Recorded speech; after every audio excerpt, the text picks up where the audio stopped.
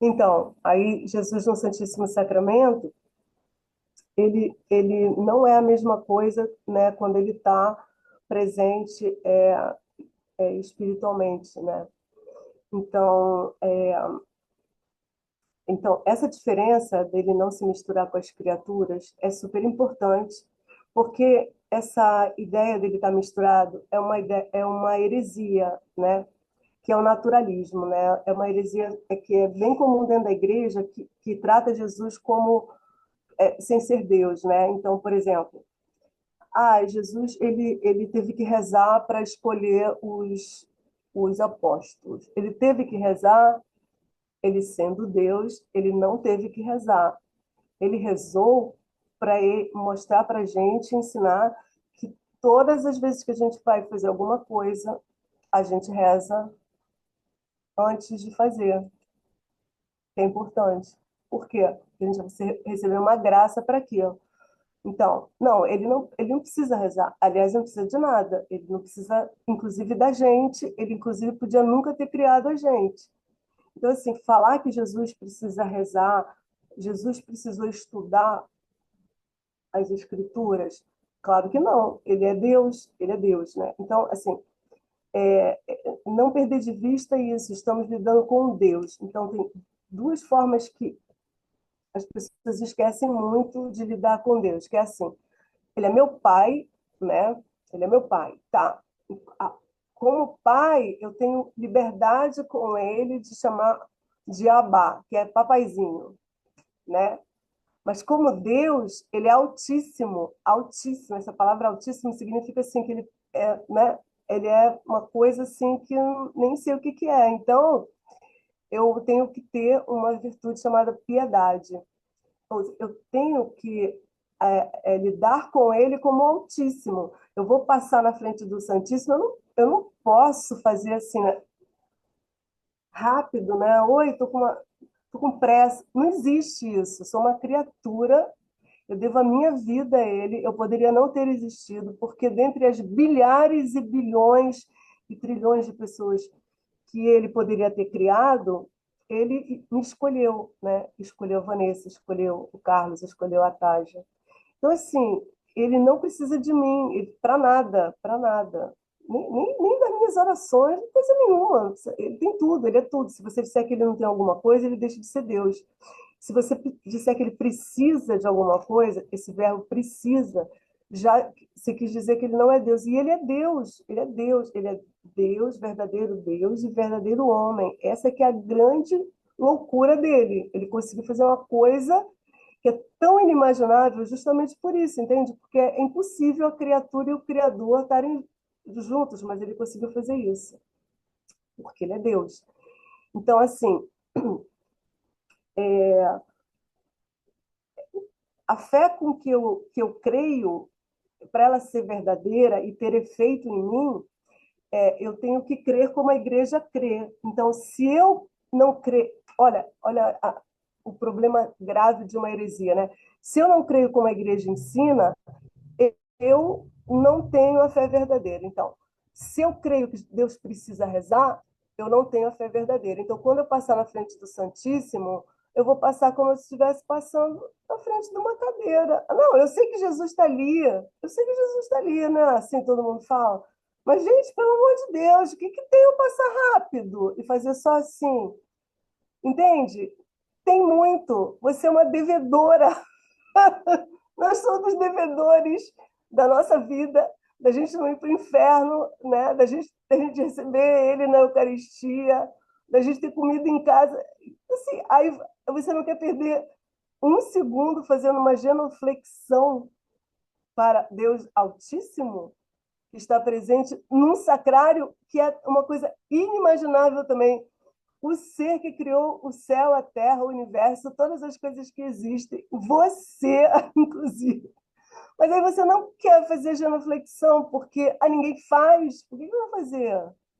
Né? Não, eu estou fazendo um monte de coisa aqui, não vou fazer. Não, estou apressado para fazer uma coisa que, aliás, é para ele, né? Porque tudo dentro da igreja é para ele, né? A missa é para ele, eu queria dizer que a missa não é para a comunidade. Saibam logo de uma coisa: a missa é um culto devido a Deus, o culto de justiça a Deus. Então, assim, se você está preparando a missa e ainda você não falou com a pessoa que vai ser a pessoa, né, adorada naquele culto, então, assim, tá tudo errado, entendeu? Então, assim, só para aproveitar, que a gente vai falar disso assim, muito quando a gente estudar a missa, assim, só para aproveitar, assim, entender isso, assim, Deus é meu pai, tá, mas eu não vou tratar o meu pai com tapinha na costa, porque ele é altíssimo, entendeu? Ele é meu amigo, tá, mas eu não, ele é altíssimo, ele não deixou de ser ainda altíssimo, e ele gosta muito de ser bem tratado. Ele trata a gente bem a beça, gente. Ele trata a gente mal por acaso. Se existe alguma coisa errada na nossa vida, somos nós mesmos que fizemos, né? Quando a gente pecou, a gente já fez, já cometeu o pecado, a gente já destruiu um monte de coisa da nossa vida. Aí ele vai lá e ainda conserta tudo, na confissão e tudo mais, dá graça de novo. Aí eu acho que não, eu não preciso, não, ele não precisa, você que precisa, entende? Ele não precisa de nada, nem da sua genuflexão, mas você precisa fazer.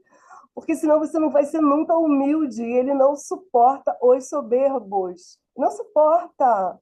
Então, se você toda soberba está lá fazendo um monte de coisa para ele, não, você não está fazendo nada, porque ele não está contabilizando, entendeu? Assim, tipo, o que você acha que você está fazendo para mim?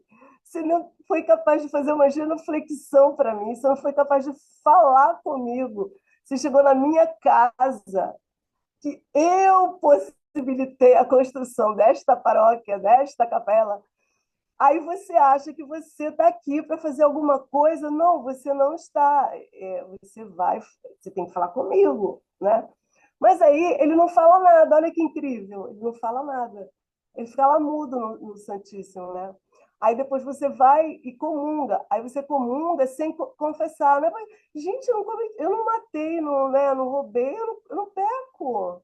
Mas a sua alma é imunda, né? Porque você foi arrogante com não sei quem, sem paciência com não sei quem, mas não, você imagina, você é quase imaculada como a Nossa Senhora, né? Aí você bota ele dentro da sua alma imunda, né? Aí tá bom, e é isso a vida toda, né?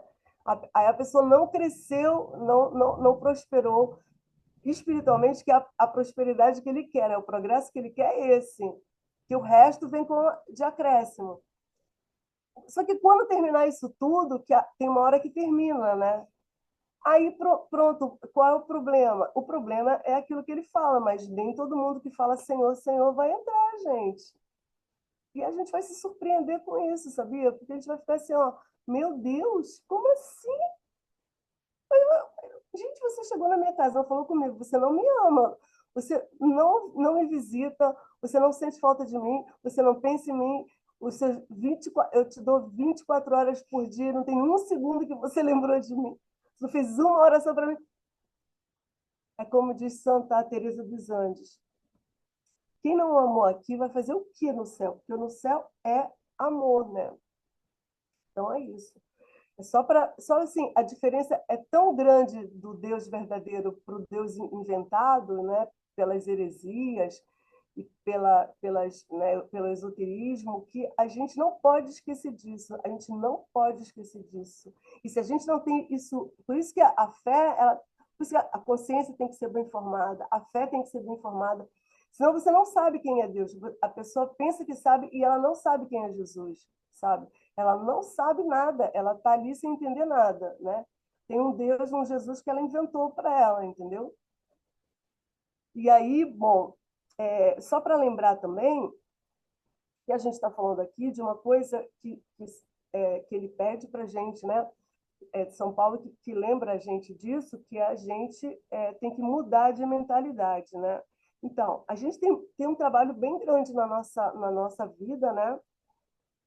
Porque, como eu já falei, esse começo é um começo de muito esforço nosso.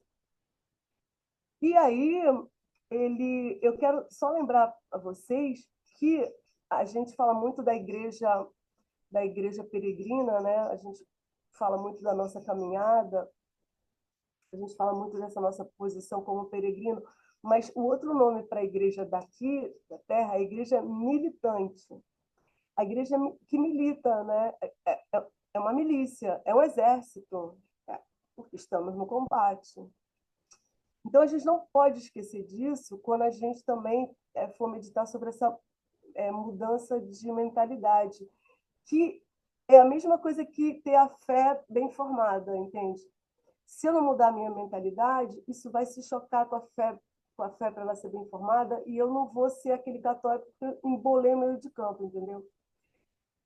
Entende? Então, assim, por exemplo, o espírita faz filantropia, mas o católico ele faz caridade por causa do amor fraterno, né? Do amor ao próximo, caridade fraterna. Por quê? Porque Jesus falou que tinha que fazer as coisas para os pequeninos, que ele estaria ali, né? Quando nós dessemos de comer, de vestir, ele falou isso. E aí a igreja pegou o que Jesus falou e criou aquelas obras de misericórdia, que depois eu posso botar lá, que é maravilhoso seguir aquilo. Obras de misericórdias espirituais, obras de misericórdias corporais. Isso é uma coisa que a gente tem que fazer, tem que saber disso. Isso é catecismo da igreja, faz parte da nossa salvação isso, né? Por que todo mundo faz filantropia? Porque a filantropia é uma coisa que não precisa de Deus, né? E aí as pessoas falam que elas são boas porque elas fazem filantropia. Elas não são boas, só Deus é bom, tá? Isso não é bondade, né? Bondade é Deus. Deus, eu vou fazer por causa de Deus, por causa de Jesus. Estou fazendo por mim, aí já não existe. Então, a pessoa ela pode passar a vida inteira dela fazendo filantropia. Não foi contado quando ela chegar no céu, tá? Não conta, tá bom? A pessoa chega lá, mas eu construí, mas eu fiz. Não, você fez para você, né? Para você, para o seu amor próprio, para sua vaidade. Aí você fez um monte de coisa. Não foi para mim. Primeiro que para fazer para mim, tem que estar dentro da minha igreja. Se está fora da igreja deles, você não está fazendo isso, né? Então, só para lembrar também que caridade é um sinônimo de amor, mas o amor de Deus não é assim, essa coisinha assim, né? O amor de Deus é Ele, né? Ele é amor, Ele é amor. Então, é Ele mesmo.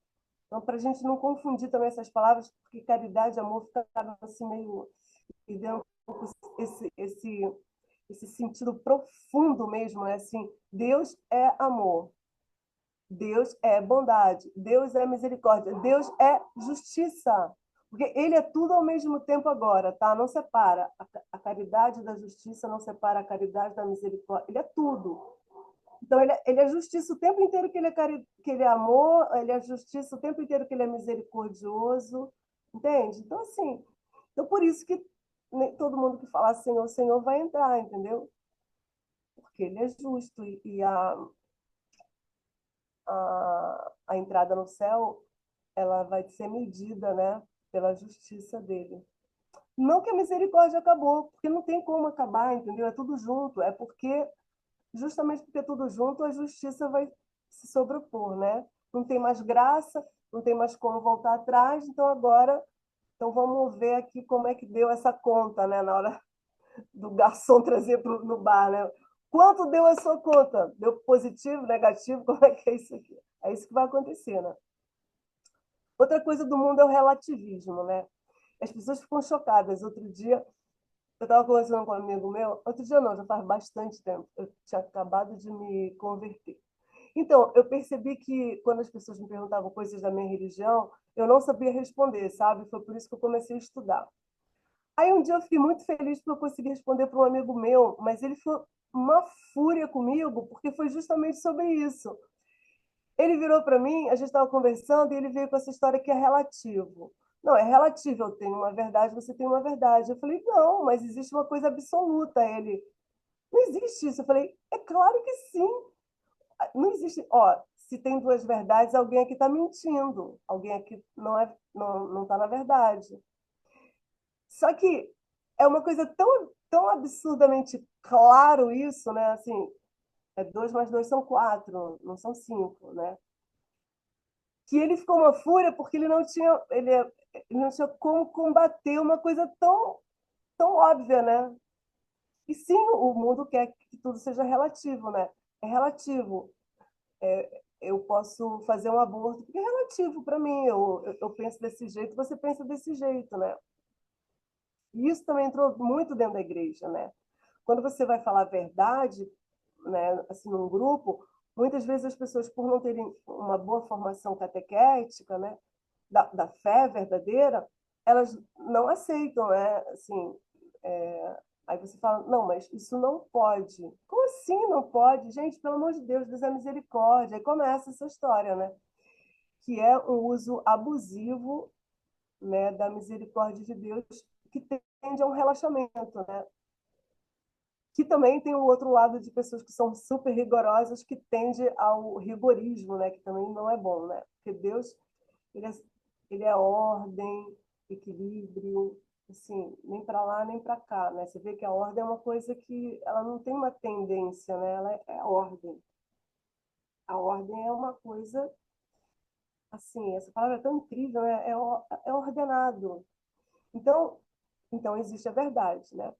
Então, a reencarnação não preciso nem explicar, porque todo mundo sabe que isso, claro, que não existe. Mas tem uma resposta, eu vou ensinar a resposta que se dá para as pessoas espíritas e pessoas que entendem na reencarnação, que acreditam na reencarnação. Porque tem uma forma de você explicar para uma pessoa que outro dia eu estava explicando para um cara do Uber que era macumbeiro.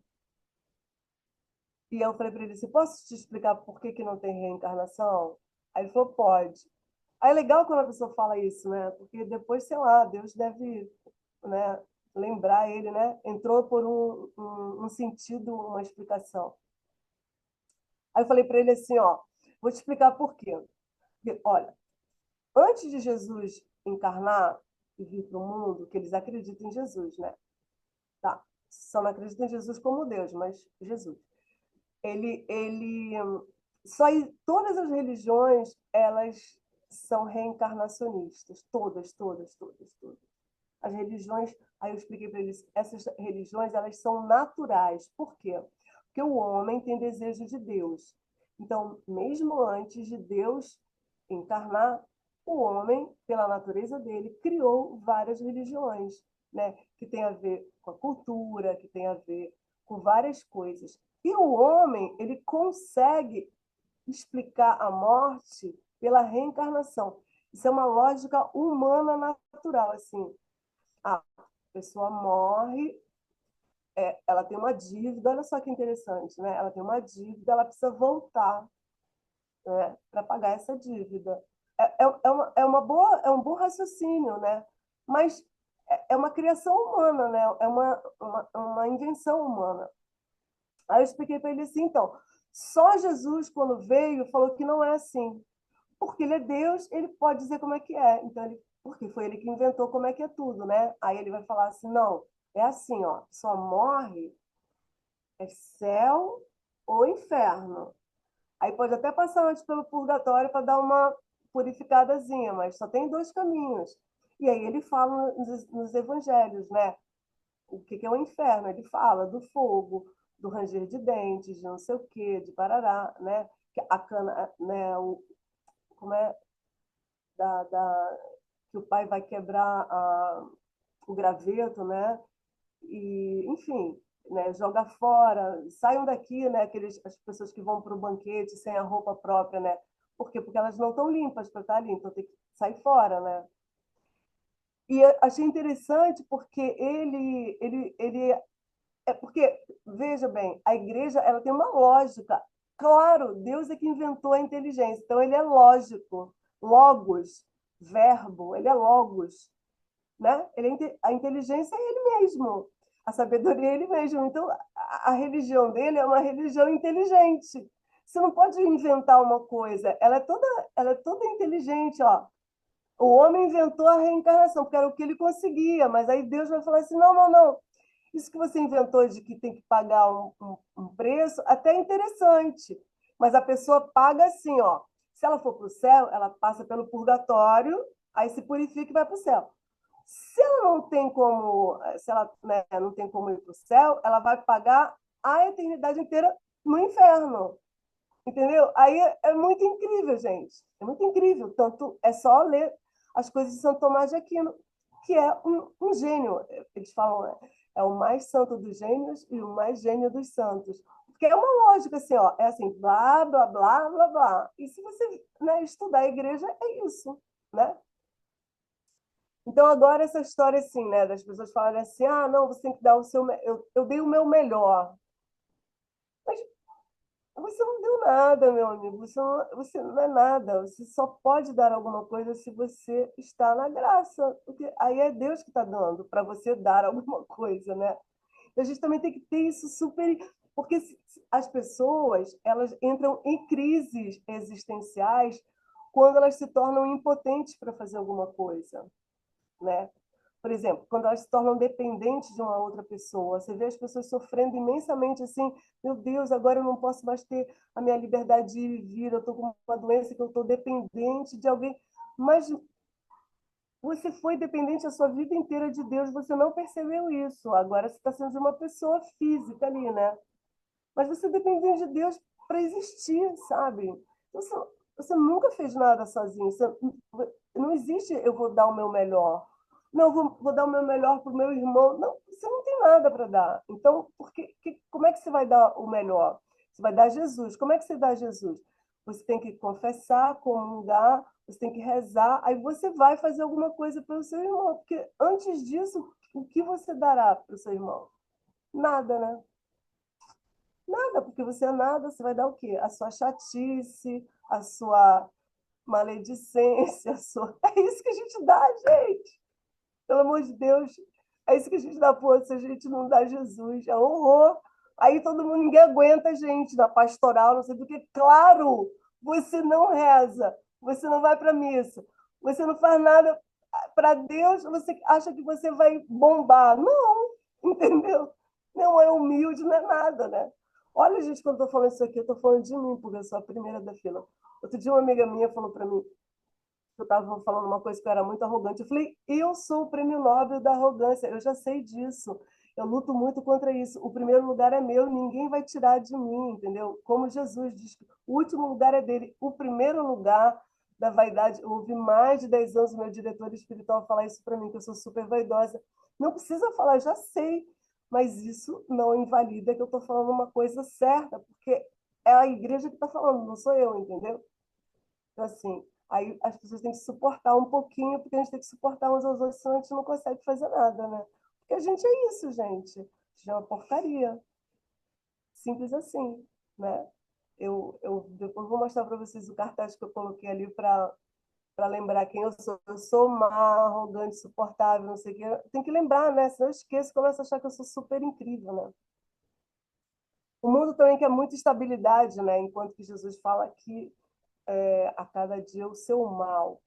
Aí, hoje em dia, também a gente não pode falar essa palavra mal, tem que falar assim, a cada dia o seu acontecimento.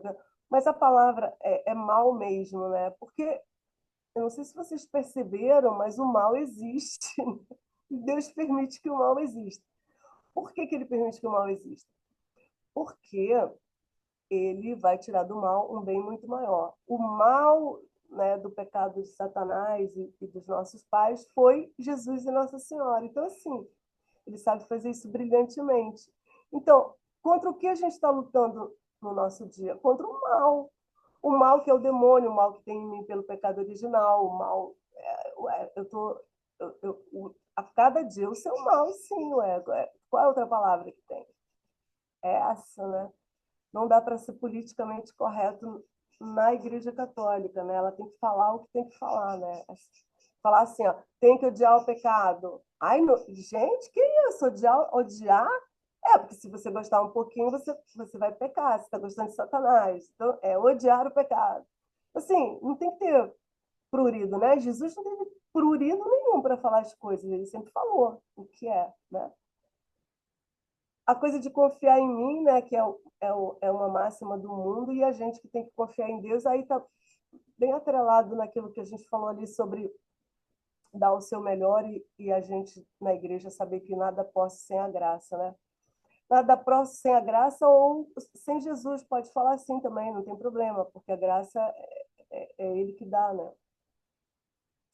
Assim, quando as pessoas falam que o maior, ai, gente, a gente tem saúde, a gente tem tudo. Não, a gente não, não, o católico não pensa assim. É a gente tendo Deus, a gente tem tudo. Porque se eu ficar doente, eu vou falar o quê? Eu continuo tendo Deus, então eu estou bem, ué. Qual o problema? A doença é, inclusive, uma fonte de graças, porque você está crucificado com Jesus. Né? Então, assim, as pessoas elas botam, né, como é aquela coisa que Jesus também fala, que o que a gente fala é o que a gente, é onde está o nosso coração, né? O nosso coração tem que estar nele. Então, você fala assim, ai, gente, graças a Deus que eu tenho saúde.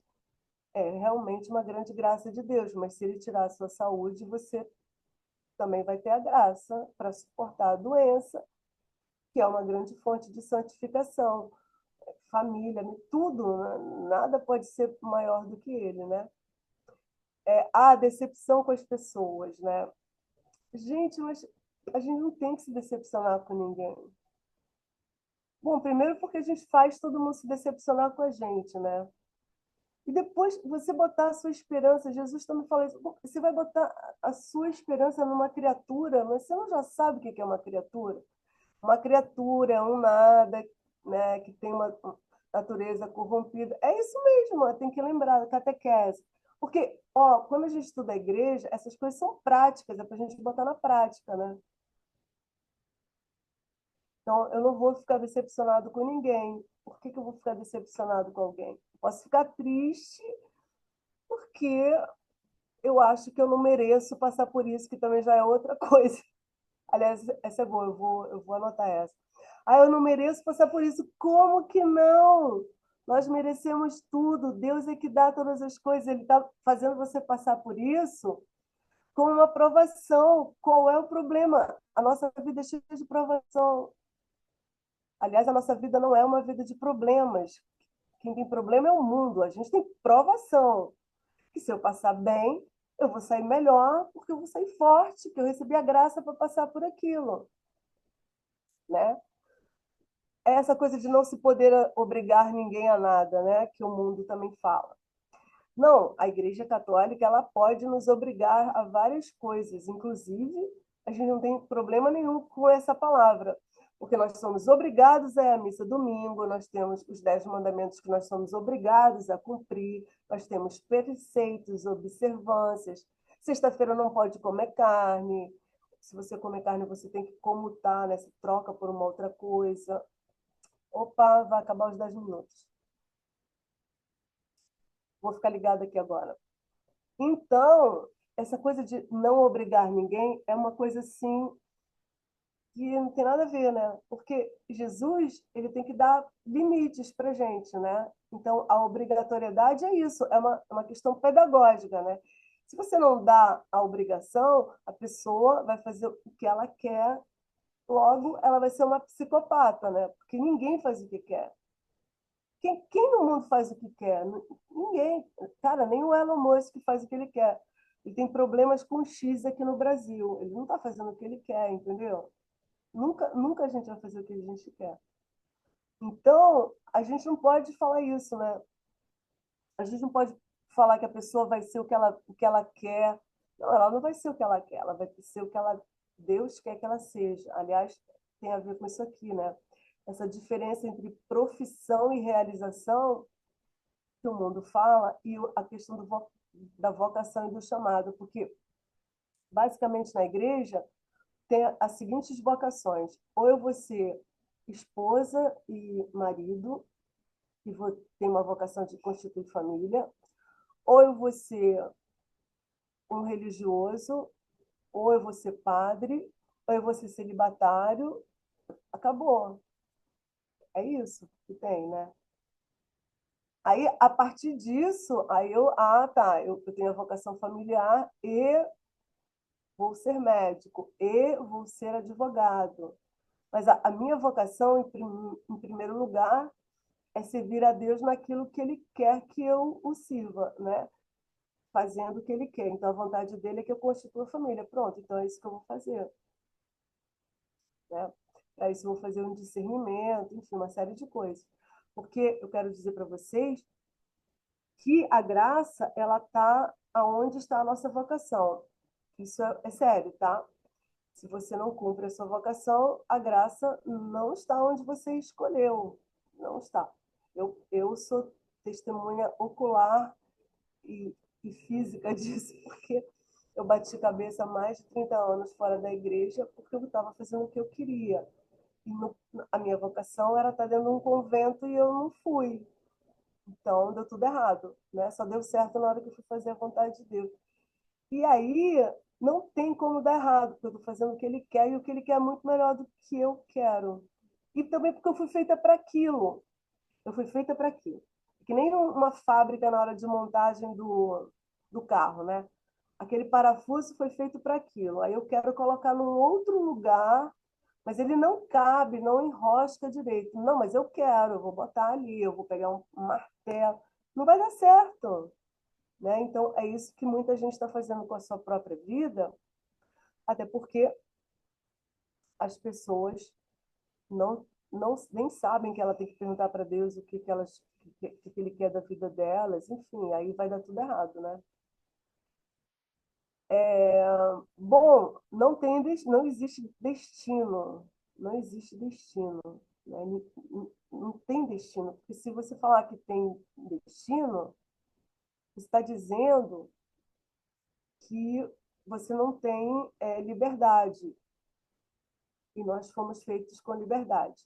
O que tem é desígnio de Deus, né? Por exemplo, mas como que não tem liberdade se você falou que Deus me fez por uma coisa? Sim, a sua liberdade.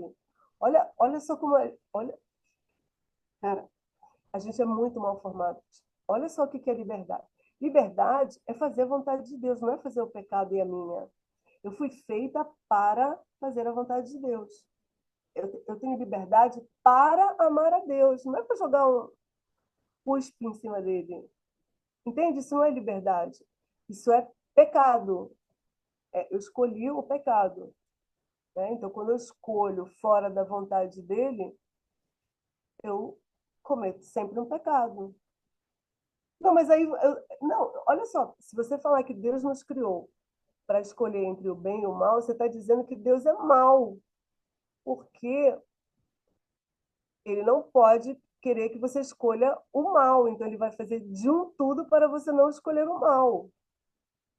Claro que você tem liberdade para escolher o mal, mas não foi para isso que ele fez a liberdade. Ele fez a liberdade para você escolher ele, entende? Por isso que a gente não é igual a um cachorro, porque a gente tem liberdade para escolher Deus, né? O fato de Deus ser onipotente, onisciente e onipresente não impede que eu tenha liberdade.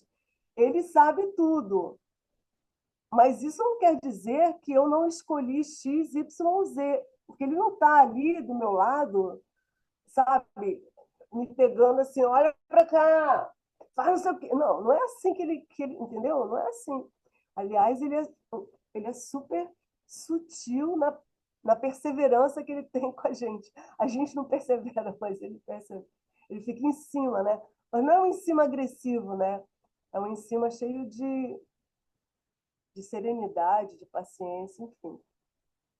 Entende? Essa coisa é um estudo meio complexo, estudar a presciência de Deus, né? Deus é presciente, sim, ele sabe todas as coisas, desde o começo ao fim, ele sabe tudo, porque foi ele que fez tudo, né? E, e deu liberdade ao homem. Deu liberdade ao homem para pecar? Não! Porque senão ele seria um Deus mau. Ele deu liberdade para o homem para escolher a ele. Aí, se eu escolho o pecado, eu estou usando mal a liberdade. Então, isso não é uma liberdade. Isso chama-se pecado, porque quando eu escolho fora dele, eu estou pecando. Sim, é minha escolha, mas ele não me fez para isso, entendeu? Deus não me fez para pecar, ele me fez para ser santo, né? É isso. Ó, eu vou parar, a gente já estudou tudo isso, agora falta pouquinho, depois né, a gente entra em outra aulinha assim, porque se vocês tiverem dúvidas, faltam 3 minutos, ainda dá tempo de perguntar alguma coisa. Fala.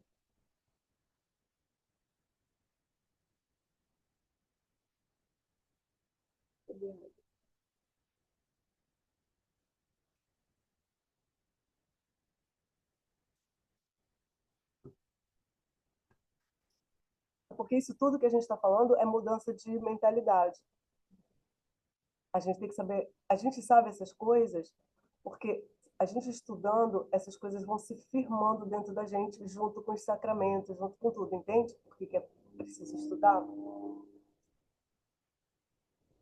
Já houve um tempo que as pessoas não precisavam estudar tanto, mas a gente está num tempo que a gente precisa estudar muito.